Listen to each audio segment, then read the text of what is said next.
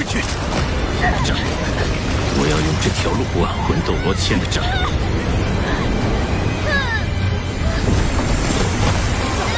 你的精神之海快崩溃了！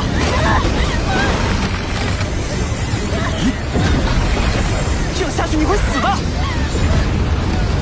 元帅妙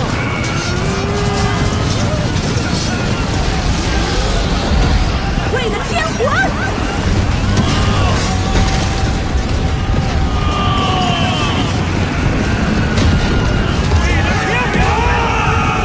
付出血的代价，用血肉来换。你们欠的血日月帝国。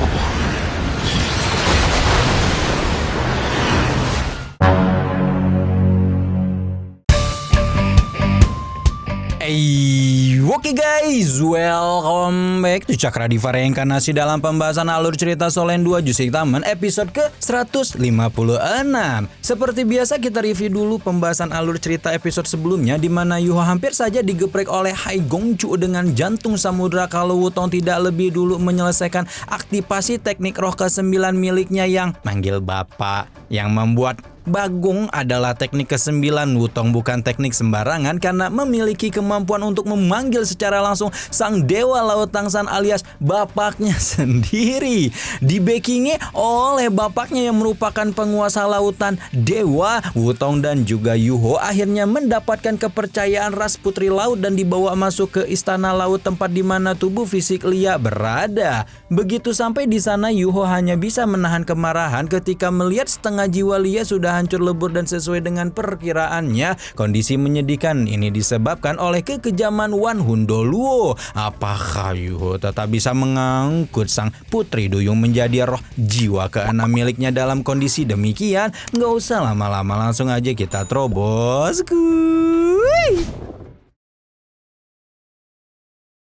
Hai Gongju dan Li Jing sudah tidak bisa menahan rasa ingin tahu mereka ketika bertanya kepada Yuho, akankah sang penolong yang disebut oleh Dewa Laut itu benar-benar memiliki cara untuk mengembalikan Lia seperti sedia kala. Namun ekspresi Yuho muram ketika menjelaskan bahwa jiwa asal Lia sudah hancur, setengah rohnya telah tiada, dan lautan mentalnya sudah kering, di mana seluruh kondisi ini sudah cukup mengindikasi bahwa sang putri tidak akan bisa dihidupkan kembali seperti sedia kala. Yuho juga menceritakan tentang pertemuannya dengan separuh roh Lia yang sudah dimurnikan serta keberhasilan mereka menghabisi Wan Hundoluo yang menjadi dalang di balik kondisi tersebut. Meskipun penjahat yang telah menyakiti Lia telah tiada, Li Jing masih tidak tenang karena keselamatan adiknya belum terjamin dan bertanya apakah Yuho benar-benar tidak memiliki cara lain. Yo. Baru ketika obrolan sampai di sinilah Yuho menjelaskan bahwa dia memiliki cara terakhir untuk menyelamatkan Lia, yaitu menggunakan teknik pengikatan roh jiwa yang ori angga KW kayak punya Wan Hundoluo, di mana cara ini akan membuat Lia tetap hidup sebagai roh jiwanya. Permasalahannya adalah separuh jiwa Lia yang tersisa ini tidak salah lagi masih menyimpan kebencian mendalam pada manusia dan dia bisa saja kehilangan nyawa dalam proses pengikatan roh, mengingat proses ini membutuhkan kepercayaan penuh calon roh jiwa kepada tuannya. Wutong langsung berubah khawatir ketika mendengar kondisi berbahaya itu. Namun tampaknya keputusan Yuho sudah bulat dan dia akan mempertaruhkan segalanya termasuk nyawa demi menyelamatkan Lia sesuai petunjuk Tangsan. Baru saja Yuho membentuk formasi pengikatan roh jiwa ketika separuh roh Lia yang tersisa langsung diselimuti dengan ketakutan seolah ingin melarikan diri dari formasi aneh manusia yang tampak begitu kejam di matanya. Meski demikian Yuho tidak menyerah begitu saja dan perlahan berusaha mengekstrak roh Lia sambil menenangkan putri duyung yang telah mengalami nasib buruk tersebut. Namun betapapun Yuho berusaha untuk menenangkan Lia, seperti yang sudah dia duga juga, kebencian sang putri duyung kepada manusia terlalu dalam sehingga membuatnya terus memberontak dalam proses pengikatan jiwa. Kondisi ini membuat lautan spiritual Yuho mulai gonjang-ganjing sebelum kemudian secara perlahan menghancurkan formasi pengikatan roh jiwa.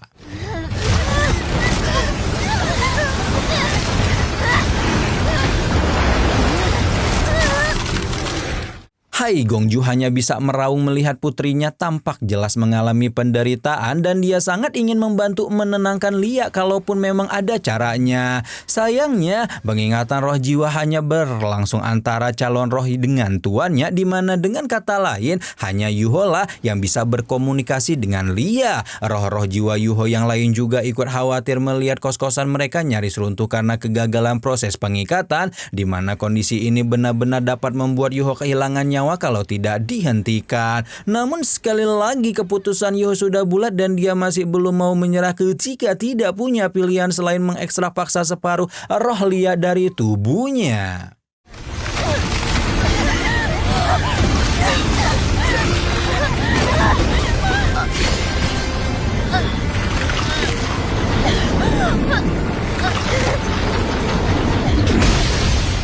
Tapi ternyata sekalipun Yuho sudah mengekstrak paksa roh Lia dengan segala keterampilan nekromensinya, proses pengikatan roh jiwa ini masih berujung pada kegagalan sehingga formasi pengikatan hancur dan Yuho mengalami serangan balik yang sangat parah sebagai hasilnya. Roh Lia nyaris menghilang, begitu pula lautan spiritual Yuho yang sudah separuh runtuh hingga mengancam nyawanya ketika tiba-tiba saja segel duyung yang sebelumnya ditinggalkan oleh roh gentayangan Lia mulai memancarkan cahaya keemasan yang membuat baik Hai Gongju maupun Li Jing tampak terkejut karena mengenali cahaya itu sebagai teknik berkah sang duyung.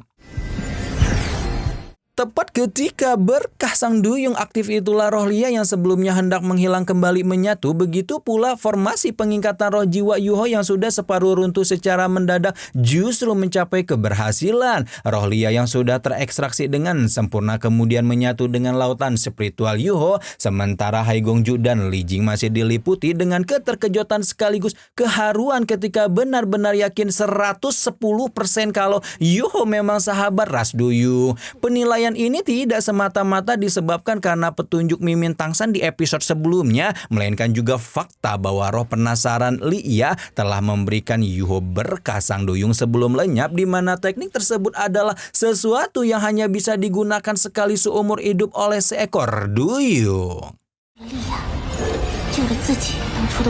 Karena proses pengikatan roh jiwa telah berhasil, Hai Gongju sekali lagi tidak dapat menahan rasa ingin tahu ketika bertanya apakah sekarang putrinya sudah baik-baik saja. Wutong tersenyum kecil ketika menjelaskan kalau roh Lia sekarang masih sangat lemah dan membutuhkan waktu beberapa hari untuk memulihkan diri di dalam lautan spiritual Yuho. Oke, sekarang kita pindah dulu yuk ke daratan benua Doluo, tepatnya di kota Tianling yang sedang mengalami peperangan besar sebagai akibat dari serangan Kekaisaran Ryu kepada Kekaisaran Tianhun. Meskipun sudah ditargetkan sejak puluhan episode yang lalu, Kekaisaran Tianhun yang sekarang sudah didukung oleh Kekaisaran Doling masih tidak menyerah dan akan terus mempertahankan tanah kelahiran mereka apapun yang terjadi.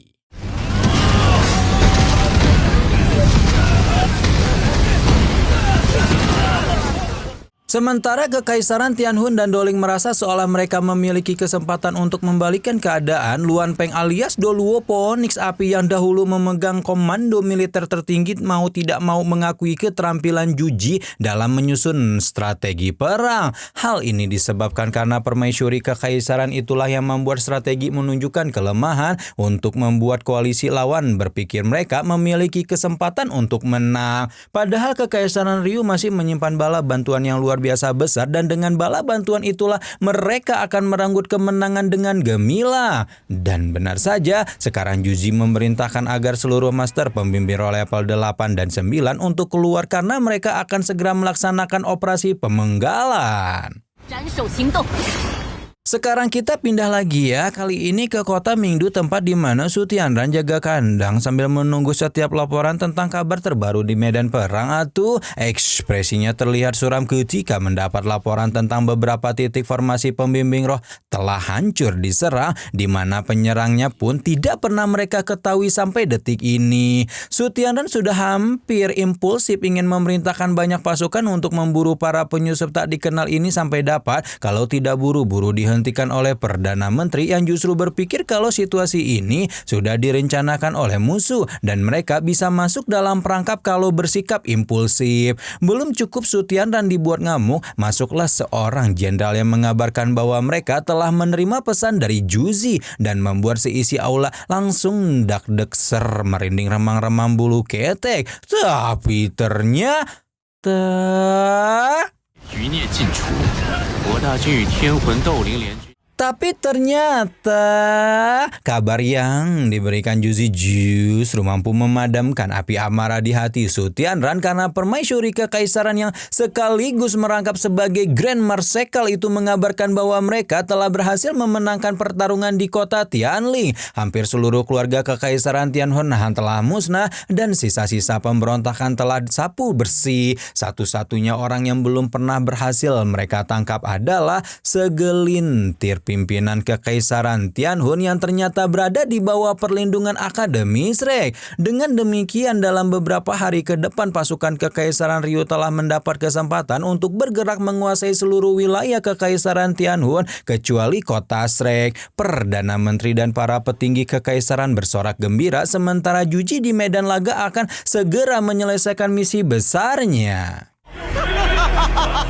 Dan ya, kita tinggalin dulu yo ini kedoliman kekaisaran Ryu yang belum ngerasain aja kalau udah kena ajab gimana tuh nantinya. Kita balik lagi ke Istana Duyung di mana 10 hari telah berlalu dalam sekejap mata dan akhirnya Yuho sudah berhasil menyelesaikan penyatuannya dengan Lia. Ledakan energi dahsyat menyebar ke seluruh lautan sementara Wutong sudah tidak bisa menahan rasa antusias ketika memastikan apakah Akang sudah benar-benar menyelesaikan pencerahannya. Yuho tersenyum ketika menjelaskan bahwa dia tidak hanya menyatu sepenuhnya dengan roh Lia, namun juga melengkapi cincin 16 alias telah mendapatkan ke-8 untuk 2 roh pelindungnya. Tidak hanya itu, Yuho juga mendapatkan tulang roh terakhir yang membuat seluruh set tulang roh di tubuhnya telah lengkap. Yuho sebenarnya tidak menyangka kalau Lia adalah monster roh ratusan ribu tahun, namun sekarang dia bisa berbangga diri karena monster roh yang sudah ditindas oleh Sekte Roh Kudus sekarang justru menjadi kekuatan baru baginya. Hai Gongju dan Li Jing tidak dapat menahan ekspresi mereka ketika melihat tulang roh lengan kanan Lia seolah diam-diam merasa lega karena sepertinya proses penyatuan benar-benar telah berakhir. Dapat merasakan betapa Hai Gongju dan Li Jing sudah begitu mendambakan pertemuan dengan Lia, Yuho pun mempersilahkan roh jiwa keenamnya itu untuk keluar dan bertemu kembali dengan keluarga yang begitu dia rindukan. Tidak ada satupun di antara 3 putri laut terkuat di samudera itu yang bisa menahan tangisan kebahagiaan sekaligus tangisan kerinduan yang telah lama terpendam ketika benar-benar bisa bertemu kembali dengan Lia setelah melihat putri duyung bungsu itu berada dalam kondisi menyedihkan selama bertahun-tahun. Sementara para putri duyung melepas rindu, Yuho bertanya kepada Wutong tentang seberapa lama dia berkultivasi dan segera meledak dalam keterkejutan ketika mendengar kalau dia sudah berada di Istana Laut selama 10 hari penuh. Yuho sudah membayangkan keadaan buruk macam apa yang terjadi di luar sana dan ingin segera kembali kalau tidak buru-buru dihentikan Wutong yang tidak tega memisahkan Lia dari keluarganya padahal baru bertemu beberapa menit. Mendengar perkataan Wutong, Lia langsung mendekat dengan ekspresi tidak enak karena baginya bisa hidup lagi saja sudah merupakan sebuah berkah luar biasa sehingga dia tidak memiliki keberanian untuk menyita waktu Yuho lebih lama. Yuho meminta Lia untuk tidak berpikir demikian karena baginya keselamatan putri laut itu jauh lebih penting. Hai Gongju juga tidak menunjukkan rasa keberatan kalau Yuho ingin segera kembali ke daratan, malah menyerahkan sejumlah mutiara duyung yang berasal dari air mata mereka di mana air mata duyung inilah yang merupakan saripati energi spiritual ras putri laut. Yuho menyerap air mata duyung ke dalam mata spiritual dan langsung dibuat terkagum ketika merasakan bagaimana laut spiritualnya yang sebelumnya nyaris hancur lebur mulai pulih dengan cepat. Hai Gongju sekali lagi berterima kasih atas bantuan Yuho kepada klan Putri Laut dan dia tidak bisa memberikan hal lain kecuali air mata mereka untuk membalas kebaikan sang penolong. Hai Gongju bersama Li Jing mengantar Yuho keluar dari Istana Laut sebelum kemudian meminta bantuan teman manusia mereka satu-satunya itu untuk menolong Lia. Yuho mengangguk paham atas permintaan Hai Gongju dan berhubung sekarang dia dan Lia adalah satu kesatuan, maka segala urusan klan Putri Laut juga akan menjadi urusannya di masa depan. Samudra terbelah untuk kedua kalinya dan Yuho bersama dengan Wutong juga Lia melintasi samudra untuk bergegas kembali ke daratan, bersiap untuk menuntut balas atas hutang darah yang diciptakan oleh Kekaisaran Matahari Bulan. 付出血的代价，用血肉来换。你们欠的血日与帝国。 Sekarang kita main dulu yuk ke pesawat mayat hidup Yuho yang menjadi basecamp 7 Monster Strike beserta seluruh rombongan sekte Eta. 7 Monster Strike mondar-mandir dalam kekhawatiran karena baik Yuho maupun Wutong belum memberikan kabar apapun setelah pergi berhari-hari lalu. Tidak hanya 7 Monster Strike, seluruh rombongan sekte Tang di camp militer itu juga tenggelam dalam kebingungan karena mereka hampir mati kutu karena tidak bisa melakukan banyak hal di dalam pesawat mayat hidup. Tidak juga bisa memulai operasi penyerangan lain sebelum Yuho kembali. Nah, keheningan dan kematikutuan ini sedikit reda ketika fluktuasi energi kuat menyebar di seluruh pesawat mayat hidup sebagai akibat dari Ji Jiuchen yang telah menyelesaikan retreat panjangnya. 7 Monster Strike langsung meledak dalam kegembiraan ketika melihat Ji Jiuchen telah melakukan terobosan, sementara orang yang menjadi pusat perhatian justru berkata bahwa setelah mendapatkan pencerahan mendalam di jalan pedang, dia dapat merasakan kegelisahan di hati semua orang. Nah, daripada resah dan gelisah terus-terusan, Ji Jiuchen yang emang hobinya baku hantam langsung ngajakin 7 Monster Strike sparring dan membuat 7 Monster Strike langsung mundur alon-alon karena mengetahui dengan jelas seberapa ambisnya pemuda itu kalau masalah gebugan. Ketika semua orang menolak dengan halus, Xiao Xiao justru dengan percaya diri menerima tawaran Ji Jiuchen karena dia juga anggota 7 Monster Strike dan ingin menguji kekuatannya sendiri dibandingkan dengan Dewa Pedang generasi Solen kedua tersebut. Dan akhirnya Yuho berhasil merekrut Lia sebagai anggota kos barunya nih. Terus apa nih yang bakal Yuho lakukan setelah mengetahui kalau ternyata Juji sudah berhasil menaklukkan Kekaisaran Tianhun dan mungkin bentar lagi bakal nyerang Akademi Strike? Apakah nanti Wutong bakal manggil bapaknya lagi buat bantuin baku hantam ngelawan Kekaisaran Ryu? Nantikan terus pembahasannya hanya di Cakra Diva ya. Rama di sini pamit. Bye bye.